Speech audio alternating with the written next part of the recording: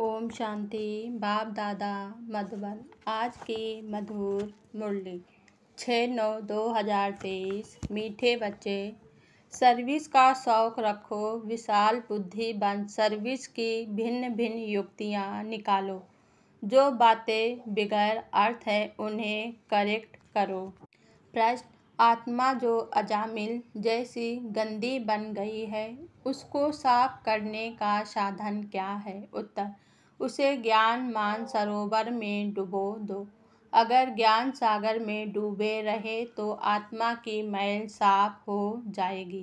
प्रश्न: ब्राह्मणों के लिए सबसे बड़ा पाप कौन सा है? उत्तर: ब्राह्मण अगर बाप की आज्ञा न माने तो यह बहुत बड़ा पाप है। बाप की पहली आज्ञा है तुम मुझे निरंतर याद करो, लेकिन बच्चे इसमें ही फेल हो जाते हैं। फिर माया कोई ना कोई विकर्म करा देती है। गीत: छोड़ भी दे आकाश सिंहासन। ओम शांति। बच्चों की बुद्धि में क्या आता है? कौन आया है? बाप, टीचर, सद्गुरु। माता पिता अक्षर तो जरूर चाहिए। माता पिता अक्षर भारत में प्रचलित हैं।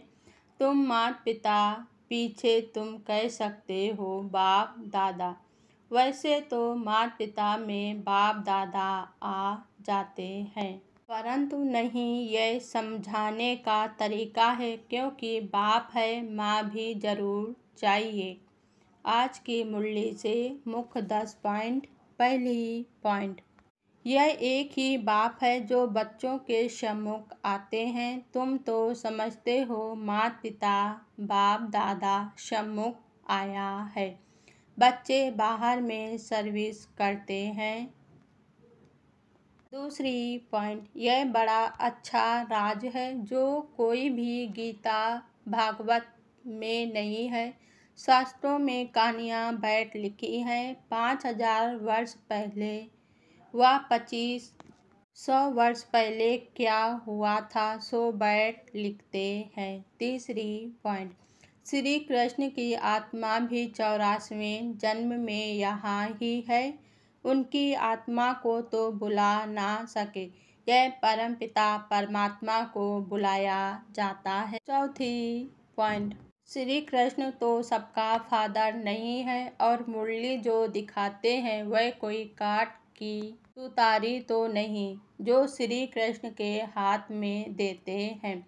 मुरली तो वास्तव में ज्ञान की है। पांचवी point: goddess of knowledge Saraswati को कहते हैं, राधे को नहीं कहेंगे, श्री कृष्ण को भी नहीं कहेंगे। यह तो जोड़ी है बाप और बच्चे की।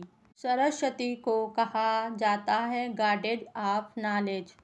छठवीं पॉइंट: सतयुग को बहुत दूर ले गए हैं, लाखों वर्ष कह देते हैं। लांग भी कितना, कहानी तो नज़दीक की ही सुनाई जाती है। सातवीं पॉइंट: अभी टाइम आकर पूरा हुआ है, फिर से लक्ष्मी नारायण का राज स्थापन हो रहा है। यह तुम्हारी बुद्धि में है जिसके लिए तुम पुरुषार्थ करते हो। आठवीं पॉइंट: आत्मा पर मैल की छाया पड़ते पड़ते अब बिल्कुल ही अजामिल हो गए हैं। इतनी मैल चढ़ी है जो साफ होती ही नहीं। उस मैल को निकालने के लिए फिर गाया हुआ है ज्ञान सरोवर, उसमें डुबा रहे। नवीं पॉइंट: भारतवासी ही पवित्र से अपवित्र बनते हैं तो उन्हों को थामने के लिए यह सन्यासी है, मरम्मत के लिए यह पवित्रता।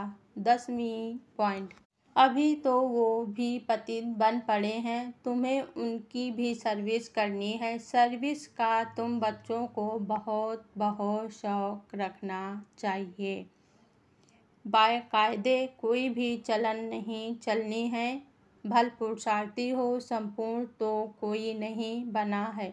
कुछ ना कुछ पाप होते रहते हैं। बाप की आज्ञा ना माना यह भी बड़ा पाप है।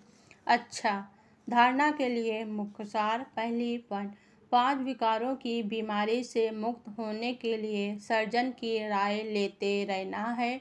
आत्मा पर कोई बीमारी ना लगे, इसकी संभाल करनी है। दूसरी पॉइंट, सच्ची कमाई करनी और करानी है। कोई भी बेकायदे चलन नहीं चलनी है। राहु की दशा कभी ना बैठे, इसके लिए बाप के फरमान पर सदा चलना है। वरदान है आज का, याद और सेवा द्वारा सब चक्रों को समाप्त कर समा पर फिदा होने वाले सच्चे परवाने भव। जो बच्चे याद और सेवा में सदा बिजी रहते हैं वह सभी चक्रों से सहज मुक्त हो जाते हैं। कोई भी चक्र रहा हुआ होगा तो चक्कर ही लगाते रहेंगे, कभी संबंधों का चक्कर, कभी अपने स्वभाव संस्कार का चक्कर।